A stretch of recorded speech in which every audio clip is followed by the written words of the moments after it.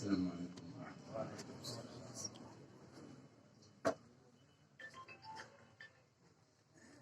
میرے بزرگوں اور بھائیوں، اس ملک کو آزاد کرانے والوں نے، ہمارے اور آپ کے بزرگوں پروجوں نے بہت سخت قربانیاں دے کر اس ملک کو آزاد کرایا۔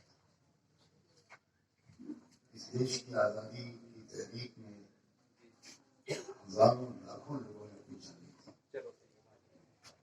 بوڑھے، جوان، مرد، عورتیں، ہر دھرم اور ذات کے لوگوں نے ایک دوسرے سے بڑھ کر قربانیاں دی تھی، اس امید پر کہ سچ مچ آزادی اور برابری اور انصاف اس ملک میں قائم ہوگا، سب کو حق ملیں گے، سب کو ادھیکار ملیں گے۔ خاص طور پر جو لوگ پچھڑ گئے، غریب، مزدور اور کسان، وہ زیادہ ترقی کریں گے، چین سکون سے یہ دیش رہے گا اور آگے بڑھے گا، یہاں تک کہ ایک وقت وہ آئے گا کہ یہ ملک دنیا کی سب سے بڑی طاقت بن جائے گا۔ اور وہ سب سے بڑی طاقت صرف ہتھیاروں کے اعتبار سے نہیں، مال کے بھنڈاروں کے لحاظ سے نہیں، بلکہ اخلاق اور کیریکٹر کے لحاظ سے۔ اس لیے کہ اس ملک کی ایک تاریخ ہے، روحانی تاریخ ہے، آدھیاتمک تاریخ ہے۔ میں دنیا کے 50 ملکوں میں جا چکا ہوں، اور میں نے یہ دیکھا کہ کچھ ملک وہ ہیں جن کے پاس وگیان کی اور سائنس کی چھمتا اور پوٹینشل اور صلاحیت تو ہے، لیکن آدھیاتمکتا اور روحانیت کی کوئی صلاحیت ان کے اندر نہیں۔ اور ایسے بھی ملک دیکھے جہاں روحانیت کی اور آدھیاتمکتا کی صلاحیت ہے، مگر سائنس اور وگیان کی صلاحیت نہیں۔ ہمارا یہ دیش اور یہ پورا سب کانٹیننٹ دنیا میں ایک خاص مقام اس اعتبار سے بھی رکھتا ہے کہ اس کے پاس دونوں صلاحیتیں بھرپور ہیں۔ مگر یہ بہت افسوس کی بات ہے کہ جن اصولوں کی بنیاد پر اس دیش کو ایک کرنے کے لیے، ایک صحیح راستے پر چلنے کے لیے آپس میں ایک معاہدہ ہوا تھا جس کو سنویدھان اور دستور کہا جاتا ہے، اگر ایمانداری کے ساتھ اس دستور پر عمل کیا جاتا تو ملک کا ماحول کچھ اور تھا۔ لیکن کچھ شریعت قاضی لوگ، کچھ چھوٹی بدھی اور چھوٹے دل دماغ کے لوگوں نے سنویدھان کے راستے پر چلانے کے بجائے اس دیش کو نفرت اور خوف کے راستے پر چلانا شروع کیا، دھوکے اور فریب کی سیاست کی، اور یہاں تک کہ اب وہاں پر یہ ملک پہنچ گیا تھا کہ یہ ڈر ہو گیا تھا کہ کہیں اس ملک کے پھر سے ٹکڑے نہ ہو جائیں، کہیں پھر سے یہ ملک غلامی کی زنجیروں میں جکڑ نہ جائے۔ میں دل کی گہرائیوں سے اپنے کسان بھائیوں کو مبارکباد دینے کے لیے آیا ہوں، ان کا شکریہ ادا کرنے کے لیے آیا ہوں۔ خدا جس کا چاہے انتخاب کر لے کہ کسان کھڑے ہوئے جب یہ کالے قانون کسانوں کے خلاف پاس ہوئے، اگر کوئی ایمانداری اور گہرائی کے ساتھ ان قانونوں کا ادھین کرے اور پڑھے تو وہ اس میں کوئی شک اس کو نہیں رہے گا کہ یہ قانون صرف کسانوں کے خلاف نہیں، یہ قانون پورے دیش کے غریبوں کے خلاف ہے، مزدوروں کے خلاف ہے، اور پورے دیش کی پیداوار کو چند پونجی پتیوں کی تجوری میں بند کرنے کے ارادے سے یہ قانون بنائے گئے۔ قانون کو پچھلے کئی سالوں میں اس سرکار نے جو بنائے ہیں وہ سب کے سب تقریباً ایسے ہیں کہ وہ ظلم پر آدھارت ہے، اس میں انصاف نہیں ہے، نہ انصافی ہے، اس میں اہنکار ہے، اس میں غرور اور گھمنڈ ہے، اس میں جبر و تشدد ہے، اس میں زبردستی ہے، اس میں اپنی طاقت کا اور بہمت کا ایک زبردست غرور ہے، اس میں تاناشاہی کا مزاج ہے۔ بہت دن سے کوشش ہو رہی تھی کہ کسی طرح ملک کے عوام جاگے اور ملک کے لوگ وہ جو گریوٹی ہے، جو گمبھیرتا ہے صورتحال کی، جو خطرے اس ملک کے مستقبل کو درپیش ہیں، اس کو سمجھیں اور آپس کے چھوٹے چھوٹے اختلافات کو دور رکھ کر ملک کو بچانے کے لیے اکٹھا ہوں۔ بہت دن سے اس کی کوشش ہو رہی تھی اور یقیناً کچھ نہ کچھ کامیابی اس کوشش کو مل رہی تھی۔ میری جانکاری کے مطابق اس دیش میں اس احساس کو پھیلانے میں اور مظلوموں کو اکٹھا کرنے میں اور ظلم کا مقابلہ کرنے کے لیے تیار کرنے میں بہت بڑا رول اس سنگھن کا ہے جس کو آپ بھامسف کے نام سے جانتے ہیں، بہوجن کرانتی مورچے اور بھارتیہ کرانتی مورچے کے نام سے جانتے ہیں، اس کی دوسری آف شوٹ آرگنائزیشن کے نام سے جانتے ہیں، جس کی ایک اور آف شوٹ آرگنائزیشن راشٹریہ کسان مورچہ ہے، جس کے یہاں راشٹریہ ادھیکش بیٹھے ہوئے ہیں رام سریش ورما۔ مگر یہ ہمیشہ تاریخ بتاتی ہے کہ محنت کرنے والے اور کوشش کرنے والے کوشش کرتے رہتے ہیں، کافی دن انتظار کرنے کے بعد دلوں کا پھل نکلنا شروع ہوتا ہے۔ اس کسان آندولن نے پورے ملک میں امید کی اور آشا کی ایک نئی کرن پیدا کی۔ اس کسان آندولن نے ایک بڑا کام یہ کیا ہے کہ دھرم اور ذات کی ساری بادھاؤں کو توڑ کر غریبوں کو، کسانوں کو، مزدوروں کو ایک پلیٹ فارم پر لا کر کھڑا کر دیا۔ یہ موقع ایسا ہے کہ یہ دوبارہ ہاتھ نہیں آئے گا۔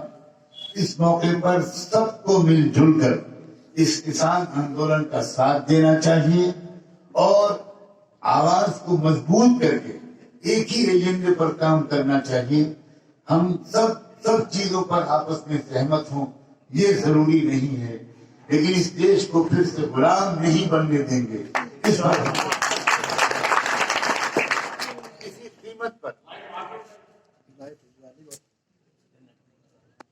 کسی قیمت پر ہم اس ملک کو دوبارہ غلام نہیں بننے دیں گے۔ ہم نے جس طرح پہلے آزادی کی لڑائی مل جل کر لڑی تھی، اسی طرح ایک بار پھر ہم سب مل جل کر اس دیش کی آزادی کی لڑائی لڑیں۔ یہ لڑائی صرف 3 کالے قانونوں کے خلاف نہیں ہے، یہ لڑائی آزادی کی لڑائی ہے۔ اس کو سمجھیے کہ یہ آزادی کی لڑائی میں زیادہ ٹائم نہ لیتے ہوئے، ورنہ میں وستار سے اس بات کو ثابت کر سکتا ہوں کہ یہ قانون کس کے حکم پر بنے، یہ کہاں سے اس کے اشارے آئے۔ ورلڈ بینک اور IMF نے زبردستی ان قانونوں کو بنوایا ہے اور ہمارے دیش کے 2 بڑے ویوپاریوں اور کارپوریٹ سیکٹر کے لوگوں نے خود اپنے ہاتھ سے یہ قانون لکھ کر بھیجا ہے۔ اب گویا ہماری سرکار اتنی غلام اور مجبور ہو گئی ہے کہ وہ ان پونجی پتیوں کے آدیش کو نکار نہیں سکتی، اس لیے کہ وہ انہیں کے دیے ہوئے دان پر الیکشن لڑتے ہیں۔ بہت پہلے علامہ اقبال نے کہا تھا، جس وقت سے آتی ہو موت، جس وقت سے آتی ہو پرواز میں ہوتا ہے، اے طائر لاہوتی اس وقت سے موت اچھی، جس وقت سے آتی ہو پرواز میں ہوتا ہے۔ میرے بڑے بھائی چودھری چرن سنگھ جی کا ان سے بہت گہرا تعلق تھا، اتنا گہرا تعلق تھا کہ ہر مہینے میں 2-4 بار جب چودھری چرن سنگھ جی اتر پردیش کے مکھ منتری ہوا کرتے تھے، میں اس وقت چھوٹا ایک لڑکا نوعمر تھا، میں کئی بار دیکھتا تھا کہ چودھری صاحب صبح 7 بجے 7:30 بجے بغیر کسی سیکورٹی کے اپنی گاڑی میں میرے بڑے بھائی کے گھر آتے تھے، وہ کہتے تھے حفیظ اپنے گھر کی چائے پلاؤ۔ بہت سے ایشوز پر وہ میرے بھائی سے مشورے کرتے تھے، شاید کوئی بڑا فیصلہ وہ ان کے مشورے کے بغیر نہیں کرتے تھے. میں تو اپنی آنکھوں سے بہت دفعہ وہ منظر دیکھا ہے. ایک بات آپ کو سنانا چاہتا ہوں. ایک بار جب الیکشن ہو رہے تھے تو اس وقت ایک بہت بڑے کارپوریٹ سیکٹر کے ایک صاحب نے وقت مانگا. چودھری صاحب میرے بڑے بھائی کے ساتھ بیٹھے ہوئے تھے اپنے آفس میں. وہیں بلا لیا ان کو کہ ابھی آ جاؤ ورنہ میں شام تک نہیں مل پاؤں گا. وہ بہت بڑے پونجی پتی جن کا میں نام نہیں لوں گا وہ آئے اور انہوں نے 5 منٹ سے بات کی اور ایک بریف کیس چودھری صاحب کی میز کے کنارے رکھ گئے. تو چودھری صاحب نے کہا کہ یہ کیا ہے؟ یہ کیا تم چھوڑ کے جا رہے ہو؟ تو سر یہ آپ کے لیے کھولو اس میں کیا ہے. تو کھولا تو اس میں 5 کروڑ روپے کے نوٹ تھے. چودھری صاحب نے گالی بکے کہا تمہاری ہمت کیسے ہوئی کہ یہاں تم یہ لے کر آئے؟ تم نہیں جانتے مجھ کو. میں غریبوں کی مدد سے دان سے 2 روپے کے چندے سے الیکشن لڑا کرتا ہوں. دے جاؤ اس کو کانگریس کو دے دو جس نے تم کو بے ایمان بنایا ہے. یہ تھے چودھری چرن سنگھ. میں ان کے نام پر یہاں یہ بات کہنا چاہتا ہوں. مسلمانوں سے بھی، جاٹ بھائیوں سے بھی، گجر بھائیوں سے بھی، دوسری برادریوں کے لوگوں سے بھی میں کل پرسوں سے یہاں یہ بات سن رہا ہوں کہ جاٹ بھائی اپنی غلطی مان گئے. میں جاٹ بھائیوں کی تو ان کے بڑے دل کی مبارکباد دیتا ہوں. شریف انسان ہی ہے، بہادر انسان ہے تو اپنی غلطی مانتا ہے.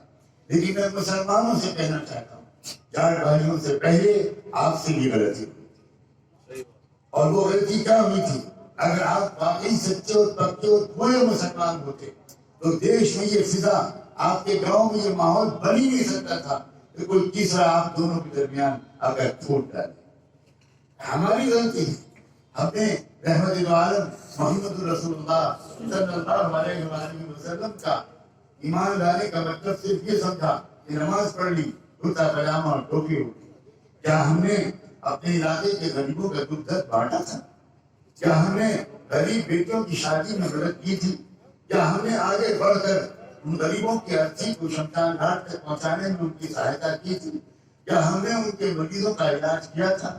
کیا ہم نے ان کو اپنی گلیے سے لگایا تھا؟ میں جو آج تک دیش میں اس قدر نفرت کے ماحول کے پیدا ہو جانے کے باوجود یہ دیکھتا ہوں کہ ہمارے بھارتی سماج کی کتنی مہلائیں، کتنی بہنیں اور بیٹیاں اپنے بیمار بچوں کو لے کر مسجد کے دروازے پر کھڑی ہو جاتی ہیں کہ نماز پڑھ کے جب نکلیں گے نمازی تو میرے بچے پہ پھونک چھوڑ دیں گے تو میرے بچے کا بخار اتر جائے گا. میں ان سے پوچھا کرتا ہوں بچیوں، میری بہنوں، تم مسجد میں کیوں آتی ہو بچوں کو لے کر؟ تم انتظار کیوں کرتی ہو کہ نماز کا وقت آئے تب تمہارے بچے پر کوئی پھونک چھوڑے؟ تم ہمارے گھروں میں کیوں نہیں آتی؟ تم ہمارے دفتروں اور آفسوں میں کیوں نہیں آتی؟ تو وہ بہنیں اور بیٹیاں کہتی ہیں مولانا صاحب ہم یہ دیکھتے ہیں کہ مسلمان اتنی ہی دیر تک مسلمان رہتا ہے جتنی دیر مسجد میں رہتا ہے. اس کے بعد وہ مسلمان ہی نظر نہیں آتا. پھر ہم کو اپنے میں اور ان میں کوئی انتر نظر نہیں آتا. ہم بھی جھوٹ بولتے ہیں، وہ بھی جھوٹ بولتا ہے. ہم کیسے ان کی بھوک چھڑوائیں؟ وہ بھوک میلی ہو جاتی ہے، اس بھوک میں اثر نہیں ہوتا. ہماری راستہ ہے کہ نماز پڑھنے کے بعد جب مسلمان بھوک چھوڑتا ہے تو اس کی بھوک میں اثر ہوتا ہے. میں یہ ماننے کو تیار نہیں ہوں کہ غلطی صرف جاٹ بھائیوں سے ہوئی ہے، غلطی ہم سے بھی ہوئی ہے. صحیح ہے کہ ہم نے ان کے گلے نہیں کاٹے، ہم نے ان کو ان کے ساتھ شاید وہ براہ راست وہ ظلم نہیں کیا، لیکن اس سے بہت پہلے ہم سے بھی غلطیاں ہوئی جو میں جس کی طرف اشارہ کر رہا ہوں. اب یہ وقت ہے کہ پچھڑے ہوئے بھائی مل جائیں، گلے مل جائیں اور ایک دوسرے سے معافی مانگیں اور ایک دوسرے کے سینے سے لگ کر گلے لگ کر اب یہ سنکلپ لیں، اب یہ عہد کریں کہ اب ہم کبھی جدا نہیں ہوں گے. اس لیے کہ ہماری جدائیگی سے یہ ملک کمزور ہوگا اور یہ ملک ہم سب کا ہے. ہمیں اس ملک سے پیار ہے، ہم اس کو مضبوط دیکھنا چاہتے ہیں، ہم اس کو متحد دیکھنا چاہتے ہیں، ہم اس کو روزانہ ترقی کرتے ہوئے دیکھنا چاہتے ہیں، ہم اس کو دنیا کی سب سے بڑی طاقت بنتے ہوئے دیکھنا چاہتے ہیں. بہت دنوں سے میرا وچار تھا کہ جب تک پچھم اتر پردیش اور ہریانہ اور اس علاقے کے لوگ جن لوگوں میں بہادری زیادہ ہے، آپ کا اتہاس بتاتا ہے کہ آپ میں بہادری ہے، آپ کی مٹی میں آپ کے خمیر میں، آپ کے ضمیر میں، آپ کے اپنے مزاج میں جو بہادری ہے مجھے نہیں معلوم آپ خود اپنا اتحاد جانتے ہیں کہ نہیں جانتے. میں خود پچھمی اتر پردیش کا رہنے والا ہوں. میرا اصلی وطن سنبل ہے. مراد آباد پہلے ضلع تھا تو سنبل خود ضلع ہو گیا. میں اچھی طرح جانتا ہوں یہ سہارنپور، یہ مظفر نگر، یہ میرٹھ، یہ تھانہ بھون، یہ گنگوہ، یہ دیوبند، یہ زمین کرانتیکاریوں کی زمین، انقلابی رہنماؤں کی زمین. شاملی کا میدان یہیں سجا تھا. حضرت نومتی نے یہیں پر انگریزوں سے ٹکر لی تھی. حافظ ثانی شہید شاملی کے میدان میں شہید ہوئے تھے. حضرت گنگوہی پر حملہ یہیں پر ہوا تھا. آج بھی تھانہ بھون کی خانقاہ امدادیہ میں جاؤ اور انگریزوں کی توپوں سے نکلے ہوئے توپوں کے نشان آج بھی وہاں خانقاہ میں موجود ہیں. میں خانقاہ کے ناظرین کو مبارکباد دے کر آیا. آپ نے ان نشانوں کو نہ مٹا کر آپ نے بڑا احسان کیا ہے.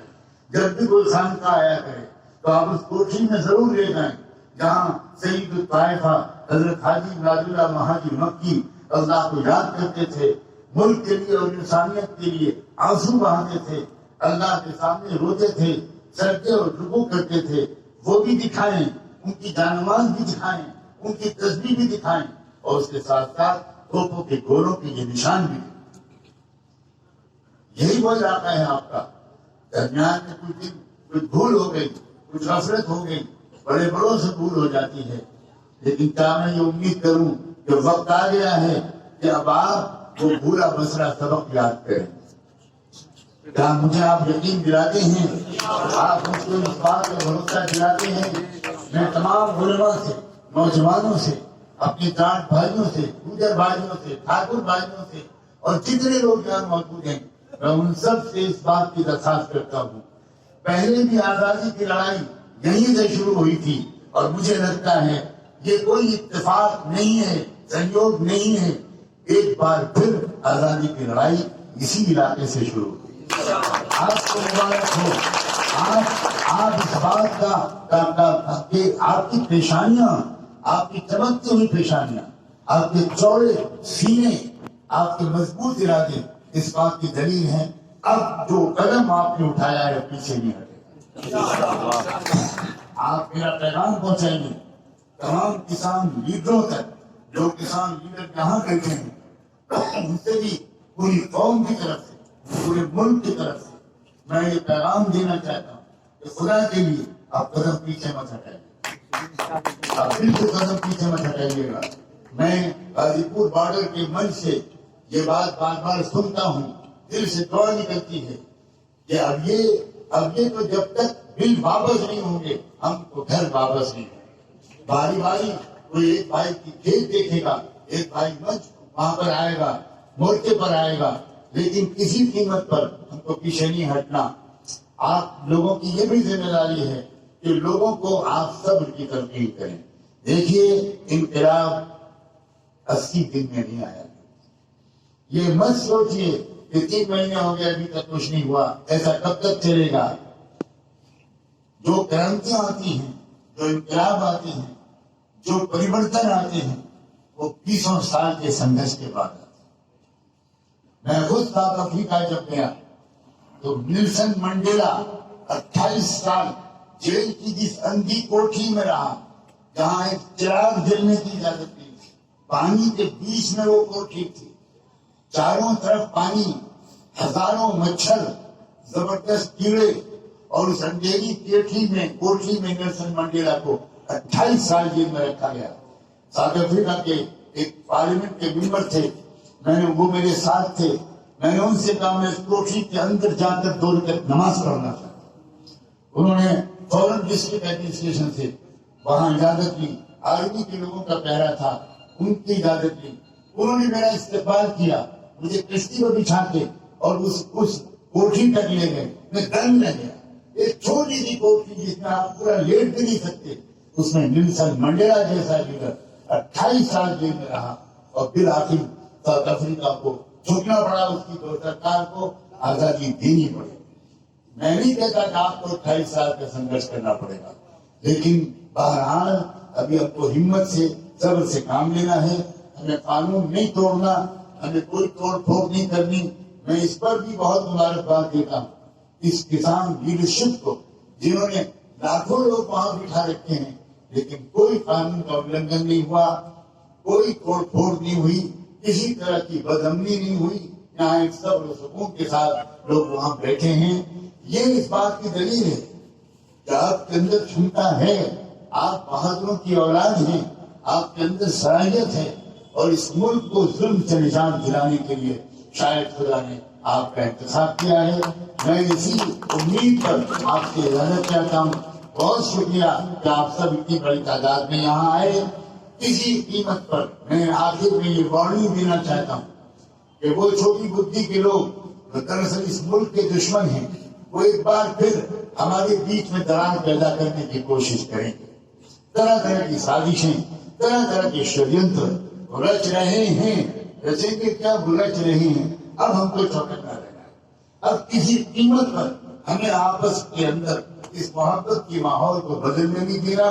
کہیں پر کوئی گھٹنا ہو جائے آپ سب پہنچیے اور حالات کو وہیں پر قابو کیجیے اور آپ کو پھیلنے مت کیجیے, بلکہ آپ یہ پیغام دے دیجیے کہ تم جتنی نفرت اب ہمارے اندر پھیلانے کی کوشش کرو گے ہم اتنی محبت اپنے اندر بڑھائیں گے.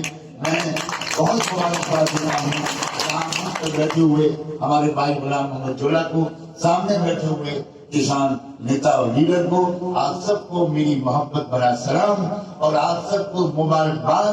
اور کروڑوں لوگوں کی طرف سے جو دیش میں آپ کو خود پتہ نہیں ہے کہ دیش کے کروڑوں لوگ آپ کو بڑی امیدوں کی نظر سے دیکھ رہے ہیں.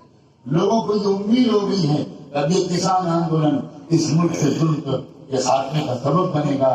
میں انہی شبدوں پر اپنی بات کو ختم کرتا ہوں. آپ سب کا بہت شکریہ. جزاکم اللہ مبارک فیکم.